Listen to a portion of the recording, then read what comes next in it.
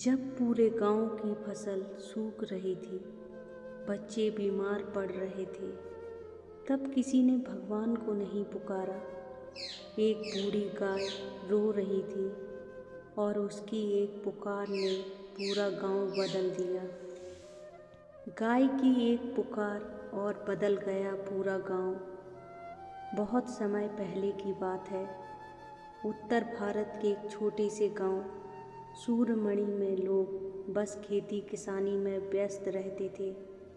गांव में एक बूढ़ी गाय रहती थी, चंपा। वह बहुत ही शांत और दयालु थी, लेकिन लोग उसे केवल दूध देने वाली मशीन समझते थे। एक दिन गांव में अचानक खेतों में बीमारी फैल गई। फसलें सूखने लगी, बच्चे बीमार होने लगे। लोग परेशान होकर गांव के प्रधान के पास गए, लेकिन उस समय सिर्फ छोटा लड़का मोहन चंपा के पास गया।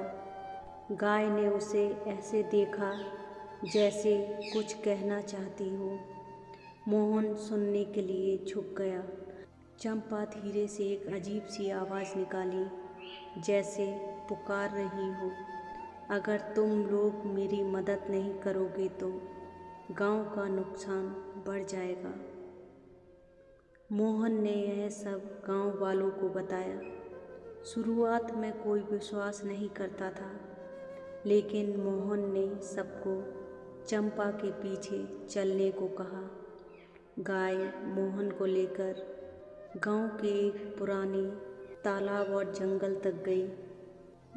वहां उन्होंने देखा कि तालाब सूख गया है और जंगल में कई जानवर भूखे थे।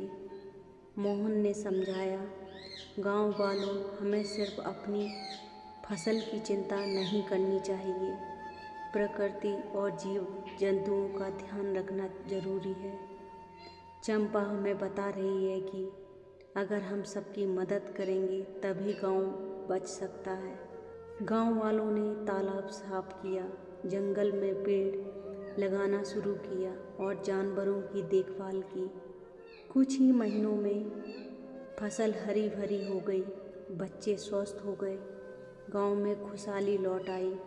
चंपा हमेशा गांव के केंद्र में रहती थी और लोग समझ गए कि सच्ची भक्ति केवल पूजा में नहीं, प्रकृति और जीवन की सेवा में भी होती है। भगवान और जीव जंतुओं की सेवा में ही असली भक्ति है। अगर हम दूसरों का दुख समझें और मदद करें तो एक छोटी पुकार भी पूरे गांव की तकदीर बदल सकती है। राधे राधे दोस्तों।